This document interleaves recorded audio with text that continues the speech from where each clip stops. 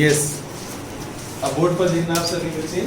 Exercise 3.4 में second question और जो इसका फर्स्ट पार्ट है वो आप लैंग्वेज देखो। If we add 1 to the number and subtract 1 from the numerator है and subtract 1 from the denominator, fraction reduces to 1। हालांकि हम पहले कर चुके हैं ऐसा क्वेश्चन, लेकिन फिर भी आप दोबारा देख लो। लेट द फ्रैक्शन बी, पहले आप सभी बच्चे बोर्ड पर देखेंगे।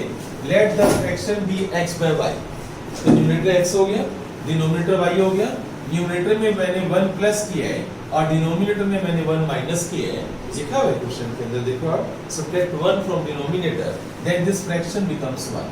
तो मैंने सामने 1 लगा दिया। Any doubt? स्टेप्स क्लियर सभी को? ठीक है। अब क्रॉस मल्टीप्लाई करो। क्रॉस मल्टीप्लाई क्या होता है बेटे? x प्लस 1 y माइनस 1 को उधर मल्टीप्लाई करो, तो सामने चला गया y माइनस 1। अब y को लेफ्ट में ले आओ, इस 1 को राइट में ले आओ, तो x minus 1 y equal to minus 1 और माइनस 1 कितना हो गया? -2। This is equation number 1। Right? Step समझ आ गई? अब पढ़ो, नेक्स्ट लाइन पढ़ो, आगे पढ़ो। देखो क्या लिखा हुआ है, देखो बच्चों उसमें क्या लिखा हुआ है। If it becomes 1/2 if we only add 1 to denominator, it becomes 1/2 if we only add 1 to denominator। only add का मतलब बता बच्चों, बस ऐसा डिनोमिनेटर x ऊपर है ही और नीचे y प्लस 1, ऊपर ऐड नहीं करना कुछ भी, राइट? Is equal to 1/2। अब क्रॉस मल्टीप्लाई करो, 2 into x is equal to y plus 1। अब y को इधर लेकर आओ, 2x minus y is equal to 1। ये दो इक्वेशन होगी।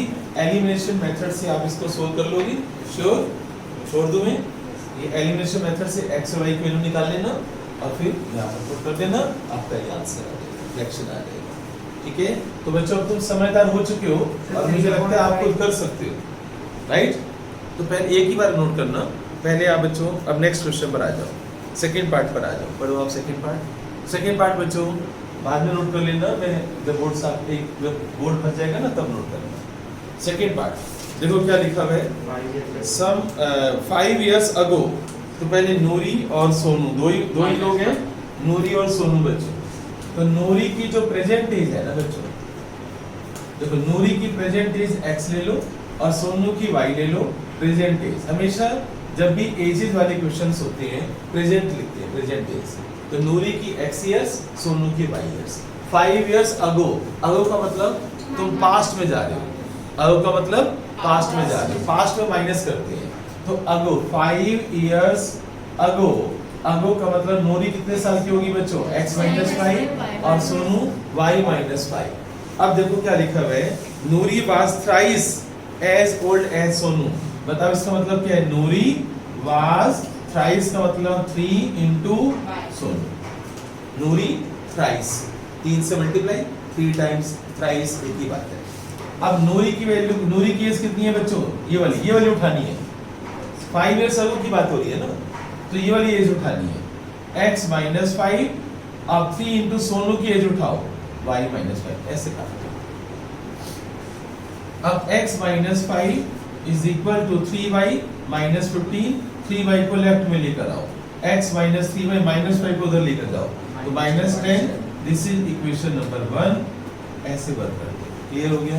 समझ आ गया मैं कैसे कर रहा हूँ? अब आगे पढ़ो, देखो क्या लिखा है, देखो क्या लिखा है आगे।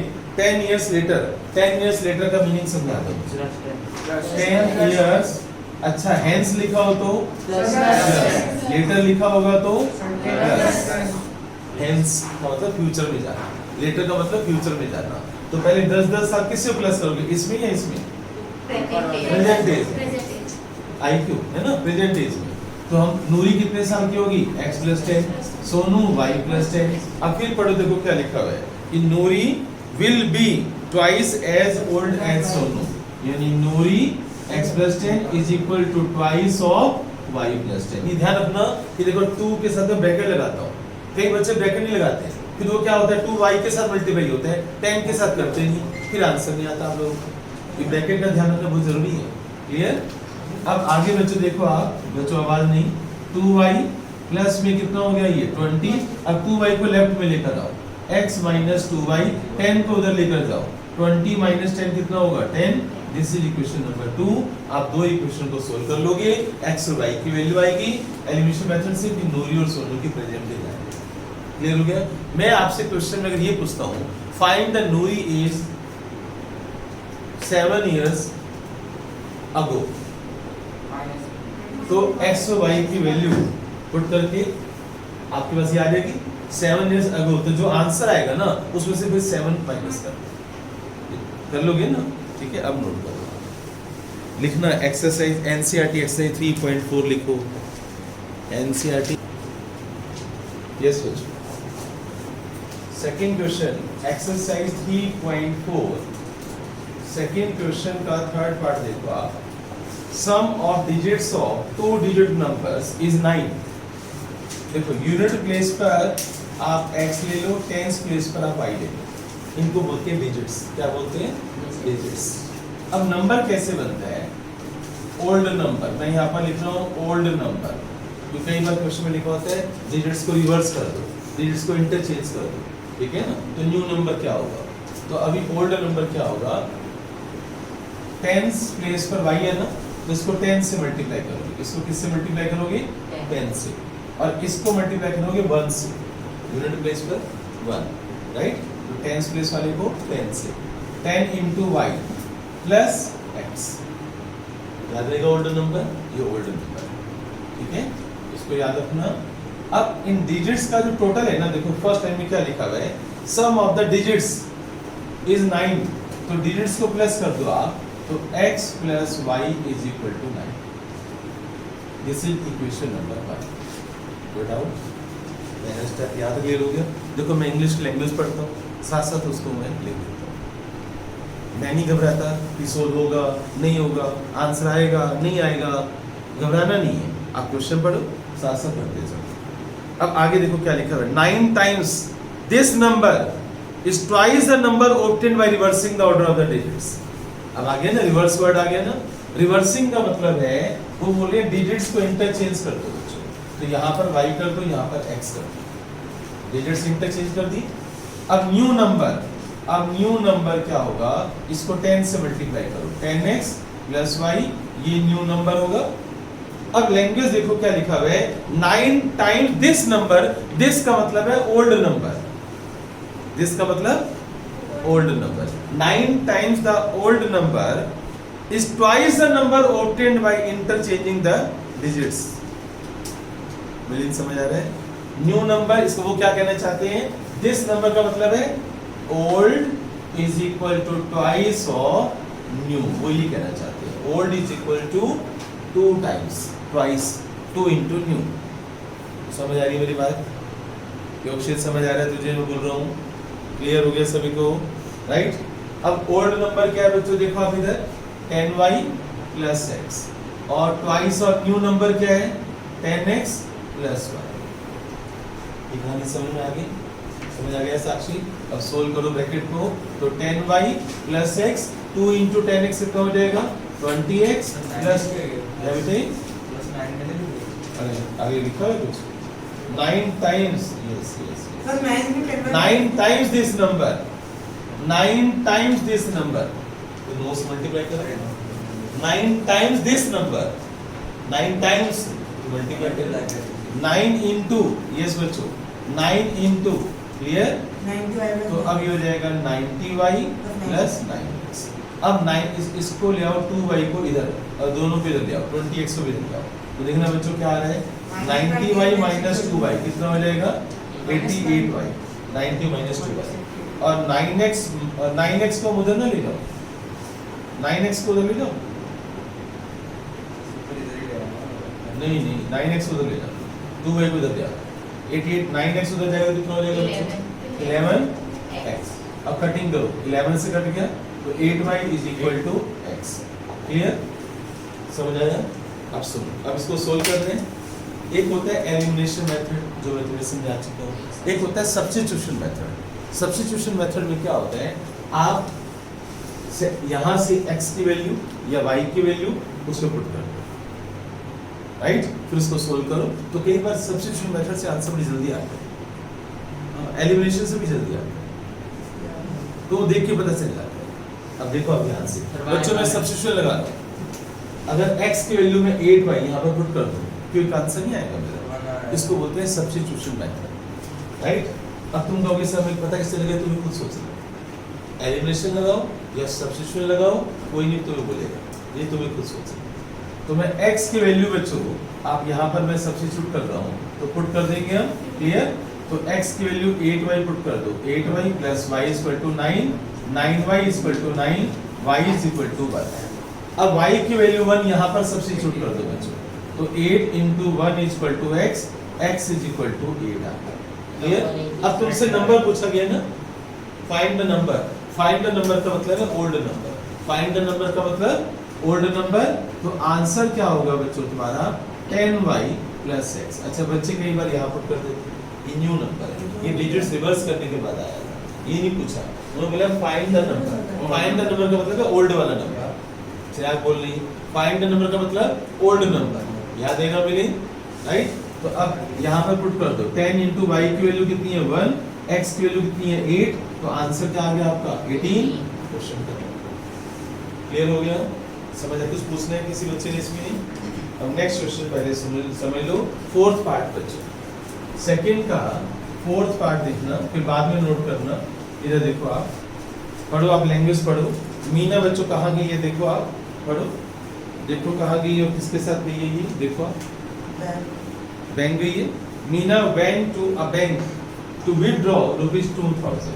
कितने रुपए निकालने बच्चों मीना ने 2000 रुपए निकाले।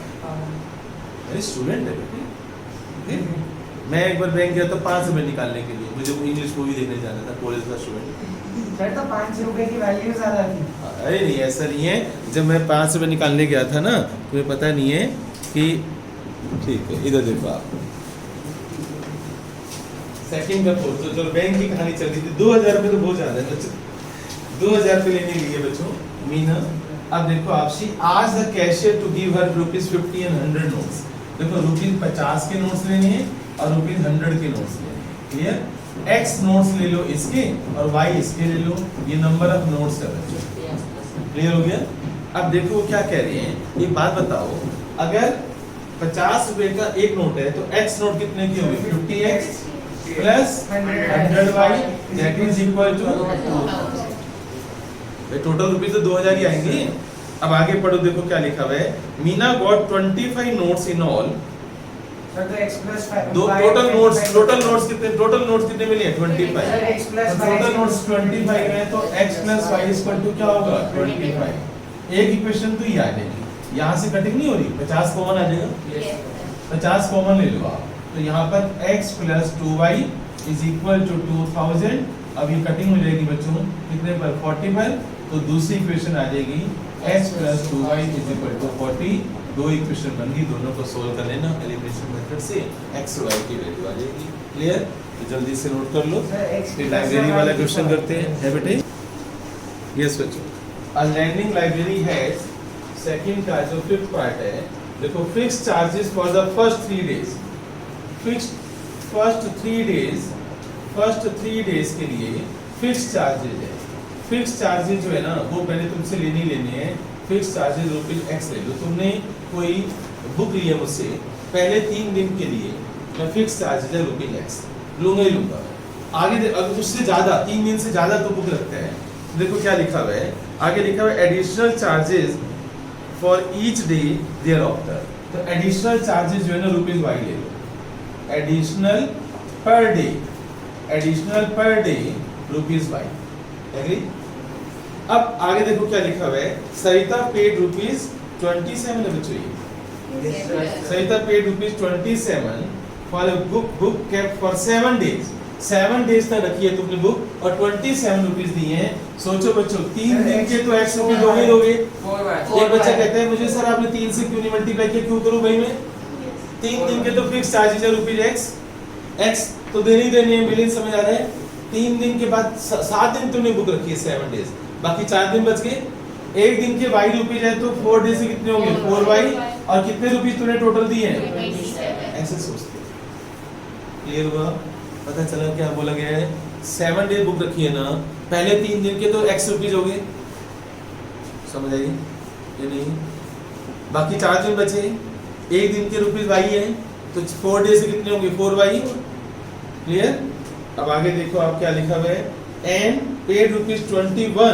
अगर वो 5 दिन के लिए रखती है तो 21। 5 दिन का मतलब समझा दो बच्चों को, x कितने दिन बच गए 2 दिन, तो 2y इज इक्वल टू 21। अब कोई डाउट है तो बताओ, क्योंकि 2 इक्वेशन बन चुकी हैं, इनको तुम्हें सोल्व करना है। सर x की वैल्यू 15, y की वैल्यू 3। हाँ सर सही है। x की वैल्यू 15 और y की वैल्यू 3। तो रुपीस में लिखना, रुपीस है ना ये, रुपीस है, हाँ फिक्स चार्जेज है ना, तो फिर ऐसे इंग्लिश में लिखा।